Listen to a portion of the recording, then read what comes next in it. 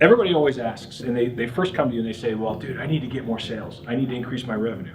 But they don't understand the actual philosophy of what the customer has to go through and what they have to actually think about as they're going through it. So what I've done is I actually put that into what I call a decision cycle. And that decision cycle gives you the ability to understand what they're thinking about and how they actually travel through this sales cycle. So it's basically 4 steps.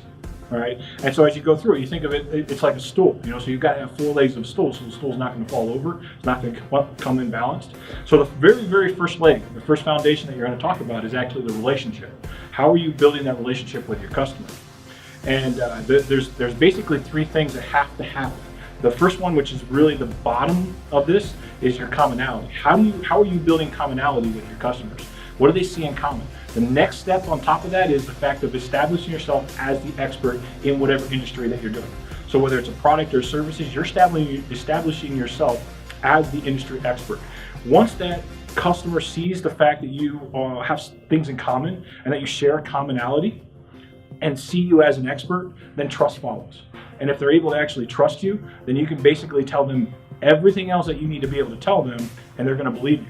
But it's very critical. Trust is the hardest thing to gain and the easiest thing to lose.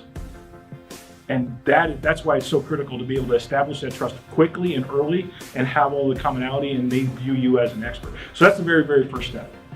Second step in that is the fact that most people call this features and benefits, but really you have to think about it is how are you going to do 2 things. Number one, how are you going to be able to differentiate yourself from everybody else? What do you have that is exclusive to you? What is your differentiation point? That's the first thing. The second thing is what most people consider features and benefits. I use that word because it's the most common language, but in reality what you're doing is you're establishing emotional value and logical value. And in that emotional value, what you have to do is be able to create the problem, the emotional challenge that the customer is going through, and present your solution. So you look at your company, and whether it's a product or service, what emotional challenge can you see in your customers? Now you're going to have to know your avatar. You've got to understand exactly the type of people that you're talking to, but find out what emotional challenge is actually going on there.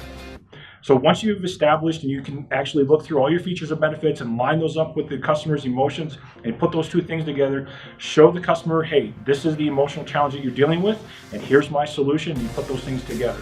That's your features and benefits, and that's how you're doing it. And the other thing is the logic. So obviously it has to make financial sense. It has to make logical sense in that.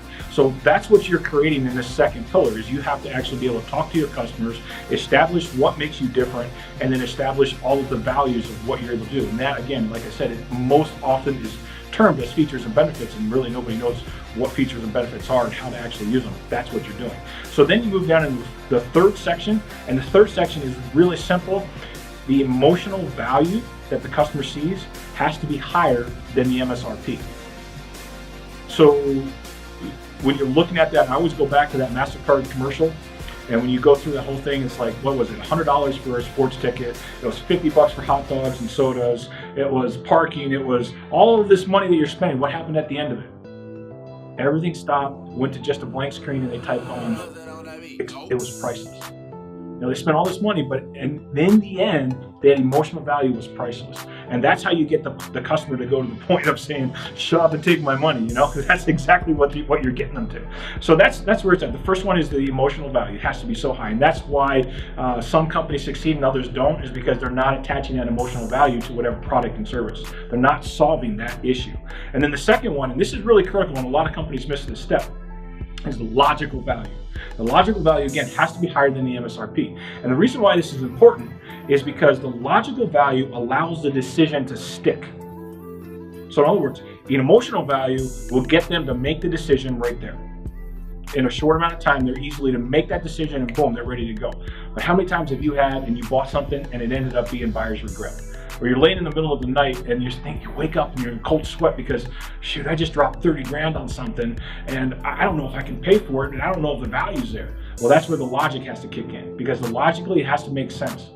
Whether they can afford it or whether there's enough value there, that logical value has to be there. So then you're looking at, let me just go back through, because these are the main 3. So the first one is the fact of the relationship. Second one is about the products and the differentiation. and your features and benefits. The last one is all about the customer. It's specifically the emotional value and the logical value. That value is higher than the MSRP. And you get the last one, which is what everybody wants. Hey, my MSRP is okay. Whatever that manufacturer suggested retail price is, that is okay. And that's where you get them, and it's so much fun when you see the customers like, okay, just stop, Here, I just want to buy it. How do I buy it? That's the fun part. And oftentimes we skip all of those other foundations and we just talk about that sale. And without all those other foundations, it's tough to get that sale.